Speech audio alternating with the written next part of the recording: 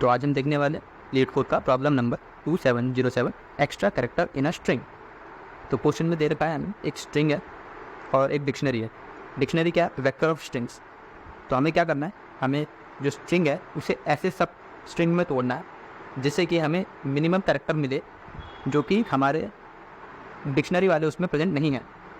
Let us suppose question में जैसे पहला एग्जांपल दे रखा है लीड्स कोड, डिक्शनरी में दे रखा है लीड कोड डी कोड।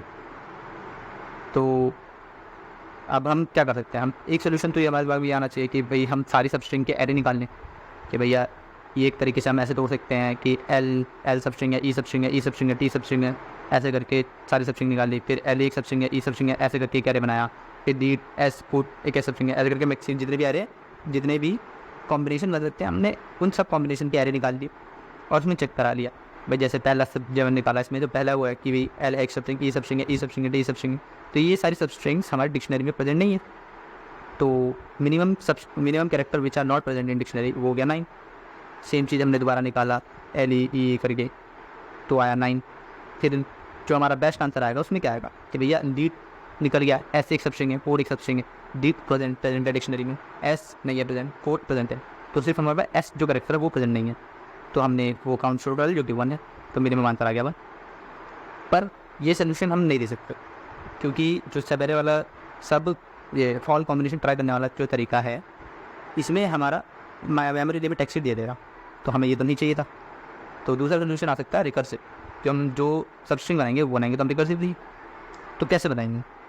अब एक जो सबसे आसान तरीका मेरे दिमाग में आता है वो तो ये है कि मैं एक 2 पॉइंटर ले लूँगा, एक आई एक J, start pointer end pointer.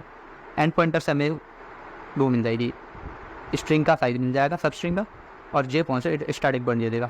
तो हम सब एस टी आर से आई जे सब स्ट्रिंग निकाल सकते हैं और चेक कर सकते हैं अगर जो सब स्ट्रिंग है वो हमारे पास डिक्शनरी मौजूद है तब तो हम उसका काउंट 0 कर देंगे तो आगे बढ़ जाएंगे, आगे बाद सब स्ट्रिंग चेक करने चले जाएंगे। अदरवाइज़ क्या कर सकते हैं हम, जो सब स्ट्रिंग मौजूद नहीं है तो उस पर भी हमारे पास 2 चॉइस बनती है। एक चॉइस तो क्या है कि हम उस सब स्ट्रिंग को जो सब स्ट्रिंग नहीं मौजूद है उसका लेंथ स्टोर करा लें और आगे के लिए चेक करने चले जाएँ। दूसरा ऑप्शन क्या बनता है हमारे पास कि हम उसे स्टोर ना कराएं, आगे वाले कैरेक्टर्स में जोड़ के पूरे सब स्ट्रिंग को चेक करने चले जाएँ आगे। तो पर ये भी एक बहुत लेंदी सोल्यूशन है क्योंकि इसमें हम 2 टू द पावर ई का सभी वो बिग ऑफ कॉम्प्लेक्सिटी और टाइम कॉम्प्लेक्सिटी आ जाएगी जो कि हमें नहीं चाहिए। तो इसमें बेस्ट सोल्यूशन क्या है कि भाई हम क्यों बार बार हर आई जे के लिए चेक कर रहे हैं बार बार रिकर्सिवली। तो रिकर्सिव जो ट्री बनेगा उसमें आई जे कई बार होगा कि सेम आई जे के लिए रिपीट हो, तो हम यहाँ पे क्या आ सकते हैं डी ला सकते हैं आराम से। तो जब हम क्योंकि रिपीटेटिव प्रॉब्लम है, रिपीटेटिव सब प्रॉब्लम है, तो हम इसमें क्यों रिकर्सिव दे जाएंगे, हम डी लगाएंगे। तो डी कैसे लगाएंगे भैया? तो उसके लिए सबसे आसान तरीका तो ये है कि भाई आई जे गया, उसके लिए हमारे को वेरिएबल्स क्या है, हमारे पास सिर्फ आई है और जे है, बाकी तो कुछ वेरी नहीं हो रहा। स्ट्रिंग है वो वेरिएबल वेरी होगी नहीं, आई है सिर्फ वो वेरिएबल होगा, जे है वेरी होगा, मैप वेरी नहीं होगा, टीपी वेरी नहीं होगा। तो हमने क्या करा, पहले हम गए हमने एक स्ट्रिंग बना ली टेम्प कि भैया सब एस बना लिया हमने पहले, सब जो सब स्ट्रिंग है हमने बना ली टेम्प वेरिएबल में स्टोर करा दी। अगर I greater than equal S dot size -1, हम मैंने -1 ही क्यों दी क्योंकि वही जो हमारा आई है वो लास्ट कैरेक्टर है। अब अगर उसके आगे चले जाऊँगा तो कैरेक्टर ही नहीं है ना, तो मतलब नहीं बनता उसके आगे जाने का। इसलिए इफ़ अगर और वो जो हमने टैम्प बना अगर वो मौजूद है हमारे मैप में तो हम 0 रिटर्न कर देंगे। ये सीधी बात है ना, डिक्शनरी में मौजूद है तो उसकी कोई एक्स्ट्रा कैरेक्टर तो है नहीं, वो उसका मतलब वो यूज़ हो रहा है, अगर यूज़ हो गया कैरेक्टर, वो कैरेक्टर हमारे डी पी में मौजूद, डिक्शनरी में मौजूद, तो हमने 0 रिटर्न कर दिया। अगर नहीं है मौजूद तो भैया जितनी लेंथ बनती है उस सब स्ट्रिंग की वो रिटर्न कर देंगे।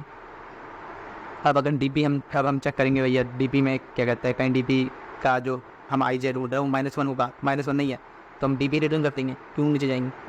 उसके बाद हम गए हमने एक इंक्लूड बना लिया, जैसे हमने मैक्सिमम साइज दे दी, ये में इंट मैक्स है। उसके बाद हम चेक करा अगर जो टैम्प हमने बनाया अगर वो मौजूद है, डिक्शनरी मौजूद है अगर, सो मैंने इंक्लूड कर दिया।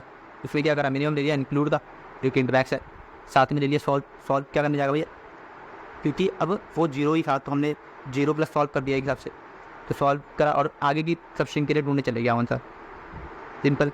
उसके बाद हमने एक एक्सक्लूड बना लिया, तो एक्सक्लूड में हमारे पास 2 केस थे। क्या केस था भैया कि भैया जो इंक्लूड नहीं हुआ तो 2 केस एक्सक्लूड के, एक तो क्या है मैं आगे वाली स्ट्रिंग के लिए चले जाऊँ, और एक है इस वाली सब स्ट्रिंग में एक कैरेक्टर जोड़ के पूरा सब स्ट्रिंग ले जाऊँ आगे।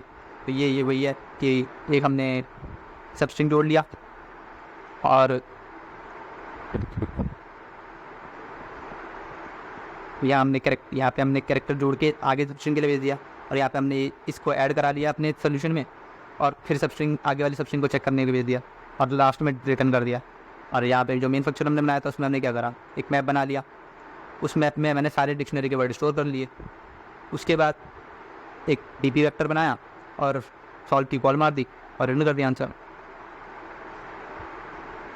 और जो इसकी टाइम कॉम्प्लेक्सिटी आएगी वो आएगी big of N square. Time complexity will be equal to big of N square, क्योंकि हमारा जो आई है और जे है वो एन तक जा रहा है, और मैक्सिमम एन को आई इंटू जे ही बनेगा, इसलिए